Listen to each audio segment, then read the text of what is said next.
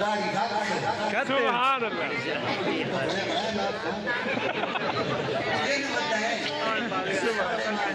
सुभान अल्लाह साहब पता ही क्या नहीं क्यों क्या साहब पता ही क्या नहीं चीनी लग क्या रही सुभान कसम बोल क्या नहीं पता जी दाढ़ी तेरी इतनी सोनी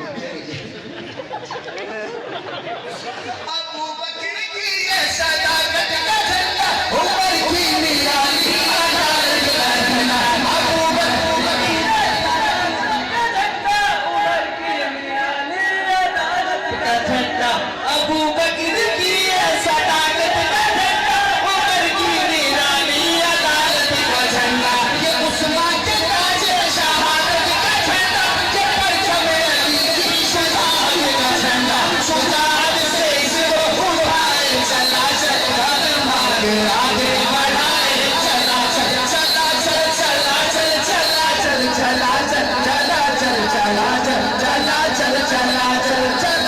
चल चला चल चला चल चला चल चला चल चला चल चला चल चला ये जज्बा देखो ये 120 के नौजवानों का जज्बा आपको अच्छा लगता है इनका इलाके में इश्तिहार पहुंचे कि नहीं इनकी कुर्बानी दिन रात मेहनत की है 3 महीने हो गए इस महफल के लिए जाग रहे हैं सुभान अल्लाह माशाअल्लाह ये बच्चे क्यों जाग रहे हैं वजह बताऊं कि आया हक नवाज